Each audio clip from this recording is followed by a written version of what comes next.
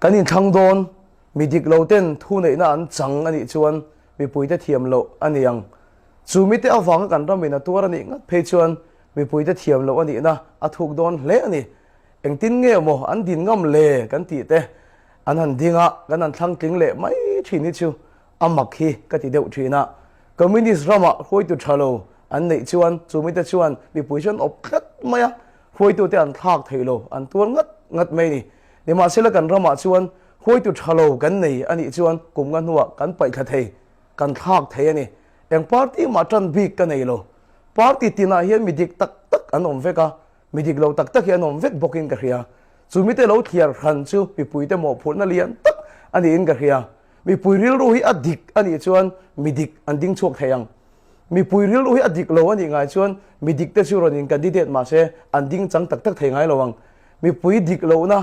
tak rama phei chuan suam mang te me po an king the ni chu chu tiang chu kan ram hi alani lovin ka hria chu wang chuan kan ram dam na turata na pathian khriak thi te ngai hi thang chuak thei turin mi pui te thin lunga zok hian pathian in na thok se avan du om tak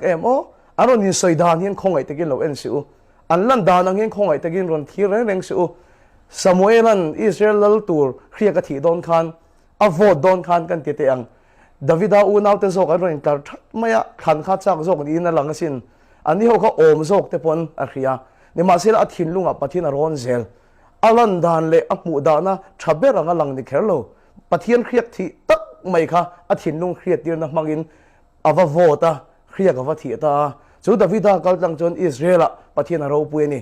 tun in than lom tura hian khongai takin party ron su aron in soidan en su tong trai thini ni kha i thin lungin pathian ron la i mu dan le i thir dan ni lo thin lung en tu lalpa chuan kan ram dam na turata na alo bo sei to ami khan te ngei mai chu khang ting thei torin samuel ang khan pathian ron chungin vote i kha kang u mi pui ril ru adikani chuan mi dikte aron ding chok theinga chumi te kal tang chuan kan ram adamang kan ram dam le dam lo hi a khoi tu te kok le a khoi tu te thiam lo lam ni lovin mi pui te a hin in ngat na sa le mai chu wang chuan kan ram adam na turin vote khak ni a hian pathian ron chung ngein pathian khriak thi thlang turin vote lo thak che